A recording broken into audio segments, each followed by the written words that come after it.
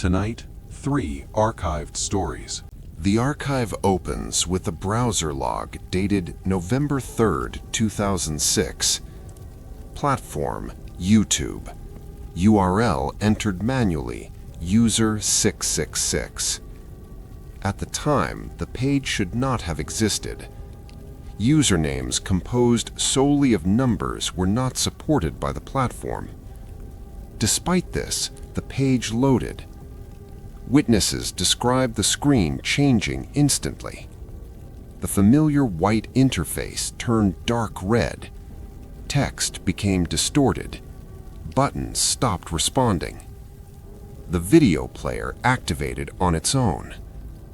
No title, no description, no controls. The video could not be paused. The footage begins with static, then faces. Hundreds of faces, flashing too fast to identify. Some appear human, some do not. Audio analysis reveals reversed speech layered beneath white noise. When reversed again, a phrase repeats. You are not watching, you are being seen. Users attempted to close the tab. The browser froze. Keyboard shortcuts failed. Power buttons did nothing. Several witnesses reported their monitors increasing brightness on their own, as if something needed to be seen clearly. At exactly 1 minute and 9 seconds, the footage changes. The faces stop. The screen shows a room. A dark room. No walls visible, only depth. From the center of the frame, something begins to move forward, slowly. Then a hand becomes visible. Human in shape, but wrong. Fingers too long, joints bent at impossible angles. Witnesses reported a pressure sensation, as if something was pressing from inside the screen. Several users screamed when the hand touched the glass. At the final frame, the hand does not stop. It pushes through, not visually, physically. Users describe the screen bulging outward, cracks forming. One witness claims fingers emerged from the monitor frame. Another reported feeling breath on their face. In all documented cases, the video ended abruptly. The page returned to normal YouTube, except for one detail. The user's watch history now contained a new entry, a video titled with their full legal name. Within 48 hours, the account user666 became inaccessible. YouTube officially denied its existence. Internal emails later leaked show moderators were instructed not to discuss it. 3 users associated with the original reports disappeared from online activity entirely. No posts, no logins, no trace. One abandoned laptop was recovered in Ohio. The last open tab was YouTube. The URL bar was empty. The video player was still running. Final log. Modern attempts to access user 666 redirect to a standard error page. However, archived traffic logs show something unusual. Every attempt triggers a background request. Destination unknown. Timestamp 1 second in the future. File UT666 closed. The video is no longer accessible, but the view count continues to increase. End of record. This file was not supposed to be reopened. It was sealed in 2019 after multiple agencies labeled the incident a viral moral panic. No criminal network confirmed, no physical suspect identified, no legal responsibility assigned. The case name was simple: Momo. Most people remember it as a hoax, a distorted image, a creepy face, a fake challenge. That is not what this file contains. This archive holds recordings, chat logs, deleted messages, and one recovered device that continued transmitting data after it was destroyed. The first report came from El Paso, Texas. A middle school counselor reported a student who refused to speak for 3 days. When asked why, the child wrote only one sentence on paper. "She said I was already late." The earliest verified interaction occurred on February 3rd. The platform was not WhatsApp, not YouTube, not Facebook. It was a children's drawing app with messaging enabled. User ID Momo_help. Profile image: a distorted female face, bulging eyes, smile extending beyond anatomical limits. The account sent the first message: "Do you know what time it is?" The child replied with a laughing emoji. 3 seconds later, the account sent an image. It was a photograph of the child's bedroom, taken from the doorway. Metadata showed the image was created 8 seconds in the future. The child did not scream, did not run, did not tell anyone. According to chat logs, the next message read, "I see you breathe when you sleep." Within 48 hours, similar reports surfaced in Arizona, Ohio, Florida, and Oregon. Different platforms, different usernames, same syntax, same sentence structure, same timing anomalies. The entity never asked for personal information, it already had it. Instead, it gave instructions, not immediately violent, not illegal at first. Wake up at 3:14 a.m. Stand in the bathroom mirror. Don't blink when I count. Children complied. Parents reported sleepwalking, nosebleeds, phones vibrating while powered off. One audio message was recovered from a device belonging to a 9-year-old in Nevada. "She says if I tell you, she will use your voice." Authorities declared it a hoax. Media coverage exploded. Warnings were issued. Accounts removed.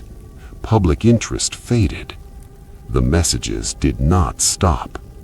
They adapted. No images, no links, only text and voice. Several children reported hearing a woman's voice through devices without speakers. Smart TVs, game consoles, baby monitors. One transcript from a police body cam captures this exchange. "Who's talking right now? You are standing too close to the door." The officer stepped back. The door opened on its own.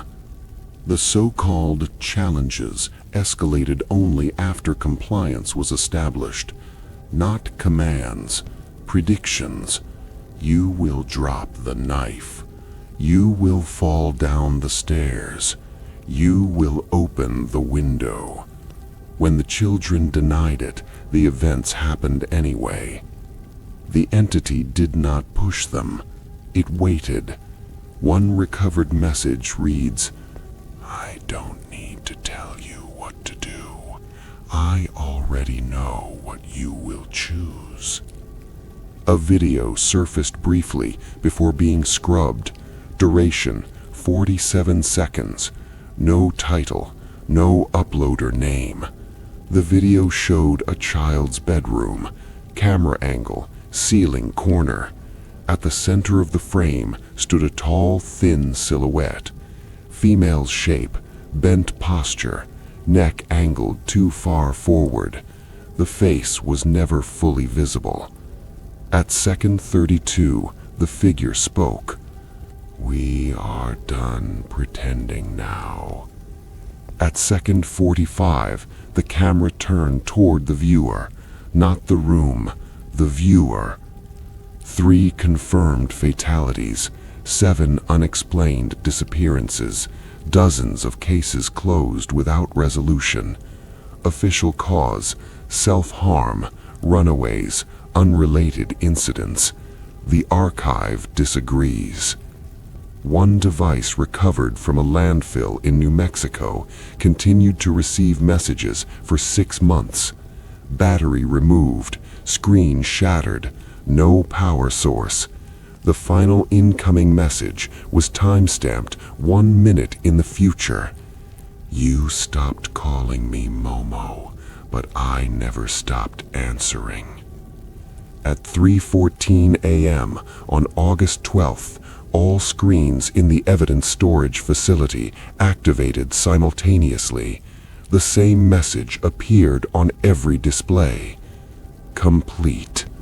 No sender, no network activity, no trace. The screens went dark. A long pause. This file was reclassified as folklore, but if you are hearing this now, it means the archive reopened itself. If a message appears on your device asking what time it is, do not answer. Silence. File MC09 closed. No further commentary authorized. Further access restricted. End of record. Everyone remembers watching something. That's the problem. They remember the feeling, the colors, the voices, but not the details. When asked directly, adults in their 30s and 40s described the same childhood television show. A puppet program aired sometime in the late 1970s or early 1980s. They all call it Candle Cove. No network records exist, no broadcast logs, no tapes. Yet, hundreds of people insist they watched it every day. The name surfaced publicly in 2009 on a small nostalgia forum. Thread title: Does anyone remember this creepy kids show? User Iron Harbor wrote, I swear there was this pirate show with puppets. It was on late afternoon. The sky was always gray. Did anyone else see this? Within minutes, replies appeared. Yes, the pirates were wrong. The ship was called the Laughingstock, right?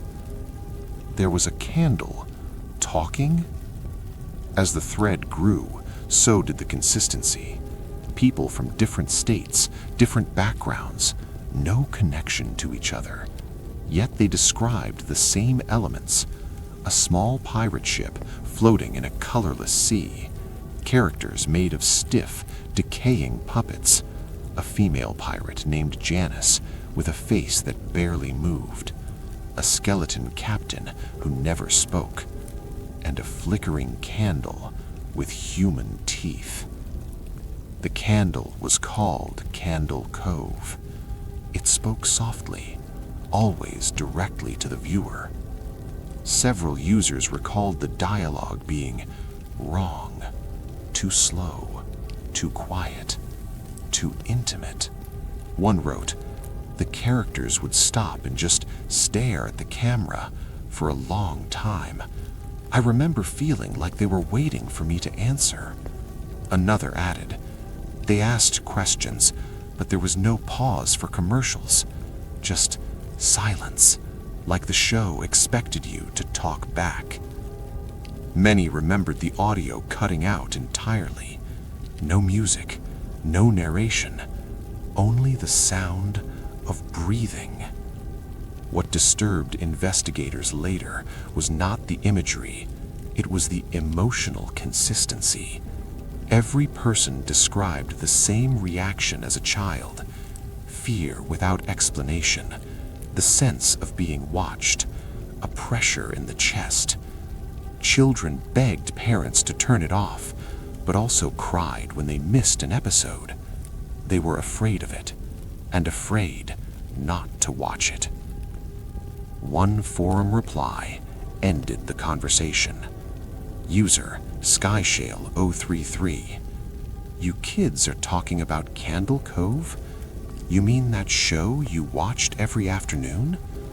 When you asked me to turn it on, I thought you were playing pretend. The TV was always just static. I remember because you'd sit there for 30 minutes, staring, not moving, not talking. There was no show, just dead air. After that post, dozens of users stopped replying. A few tried to reconstruct episodes from memory. They described storylines that made no sense. Children shrinking and being sewn into the ship's sails. Characters disappearing mid-episode without comment. A recurring phrase whispered by the candle. Do you remember your skin? No one could recall how episodes ended, only that the screen would slowly darken while the candle remained visible, smiling. Psychologists later suggested mass false memory, pareidolia, shared suggestion, static-induced hallucinations in children, but this failed to explain one thing. Why did the memories stop at the same age? Almost everyone claimed the show ended when they were around 8 or 9. No finale, no explanation. They simply stopped watching, as if something finished. In 2016, an anonymous user uploaded an audio file titled cc_test_1981.wave. The file contained only static for most of its duration. At the 11-minute mark, a voice emerged. Come back to the cove. The voice was not clearly male or female. It sounded close, too close. We kept the place warm for you. The file ended abruptly. The account was deleted within hours. Here is what most people forget to mention. When asked where they watched Candle Cove, the answer is always the same. Not in the living room, not with parents, but alone, sitting on the floor, very close to the screen, as if they didn't want to miss something whispered just for them. No physical evidence of Candle Cove has ever been found. No props, no scripts, no broadcast signal. But the memories persist, and occasionally, someone dreams of a gray sea, a creaking ship, and a candle that still remembers their name. Do not attempt recollection exercises. Do not stare at static. Do not answer if it speaks first.